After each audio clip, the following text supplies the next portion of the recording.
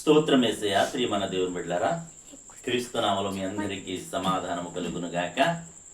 ఆమేన్. ప్రతి దినము దేవుని వాగ్దానం అని ఆత్మీయ చక్కటి కార్యక్రమంలో మిమ్మల్ని ప్రేమపూర్వకంగా ఆహ్వానిస్తున్నాను. దేవుని బిడ్డలారా, ఎలా ఉన్నారు? బాగున్నారా? ఉదయాన్నే లేచారా? ప్రార్థన చేసుకున్నారా? దేవుని మహాకృప మీకు తోడై ఉన్నదా?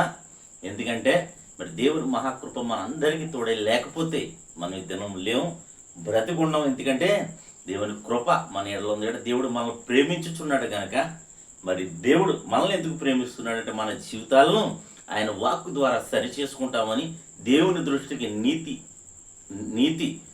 నీతిగా మనం నడవాలని దేవుడు కోరుకుంటున్నాడు కనుక మన బ్రతుకును మార్చుకుని మరి విశ్వాసంలో ముందుకు సాగాలని మీకు తెలియజేస్తూ ప్రతి దినము దేవుని వాగ్దానం అని ఆత్మీయ చక్కటి కార్యక్రమంలో వాగ్దానం చదువుతున్నాను.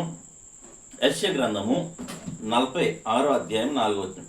ముదిమి వచ్చు వరకు నిన్ను ఎత్తుకుని వాడను నేనే, తల వెంట్రుకలు నెరవి వరకు నిన్ను ఎత్తుకుని వాడును నేనే చేసి ఉన్నాను, చంక పెట్టుకుని వాడును నేనే, నేను ఎత్తుకొనుచు రక్షించేవాడు నేనే. ఎంత పెద్ద వాగ్దానం, గొప్ప వాగ్దానం దేవుడు మనకి ఇస్తున్నాడో చూసారా ప్రియ దేవుని బిడ్డలారా. మరి ముదిమి వచ్చే వారికి ఎత్తుకుంటానంటున్నాడు, చంకన పెట్టుకుంటానంటున్నాడు. ఇంకేమంటాడు? నీ తల నెరవి వరకు నేను ఎత్తుకుని వాడు నేనే. ఇంకేమంటాడంటే నేను ఎత్తుకొనుచు రక్షించేవాడు నేనే. ప్రతి క్షణం, ప్రతి సమయం, ప్రతి ఘడియ నా ప్రభువు మనల్ని ఎత్తుకుంటూ, ఆదరిస్తూ, దీవిస్తూ, మరి మనల్ని హెచ్చిస్తూ ప్రేమిస్తున్నాడు కనుక ప్రియ దేవుని బిడ్డలారా, మన విషయమై మనం చింతింపక మరి దేవుని పాదాల చెంత ఆయన స్తుతించగలిగితే, ఆయన ఆరాధించగలిగితే, ఆయన ప్రార్థించగలిగితే మరి మన జీవితంలో అద్భుతాలు జరుగుతాయి, ఆశ్చర్యకార్యాలు జరుగుతాయి. అలాగే ముదిమి వచ్చే వరకే మరి దేవుని చేతుల్లో మనం ఉంటే మరి అంతకన్నా భాగ్యం మరొకటి ఉండదు అని మీకు తెలియచేస్తూ, ఈ దినం శ్రమలు ఉండొచ్చు, ఇబ్బందులు ఉండొచ్చు, వ్యాధులు ఉండొచ్చు, బాధలు ఉండొచ్చు, అలాగే రకరకాల అవమానాలు ఎదురవుతూ ఉండొచ్చు. అయితే మరి వీటన్నిటి నుంచి తప్పించే దినము మరి నీ జీవితంలో రాబోతుంది.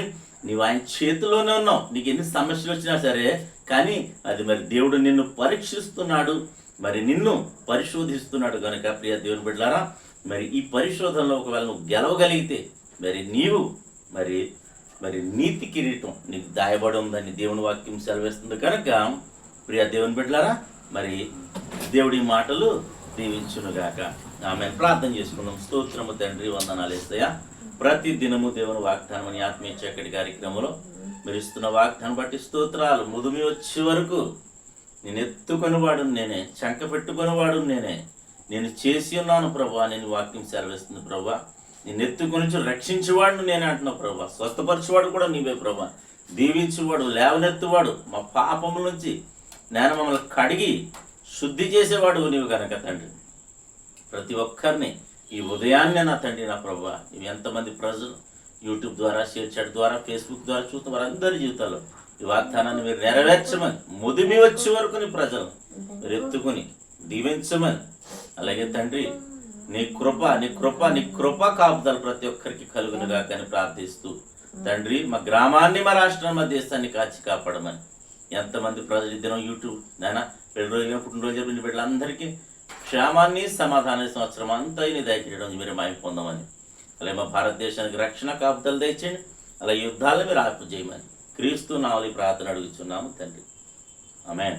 నేను నమ్ముతున్నాను ప్రియ దేవుని బిడ్డలారా, ప్రభు మన అందరినీ మరి దర్శించి మాట్లాడిన విధానం బట్టి ఆయన స్తుతించండి, అని కనపరచండి.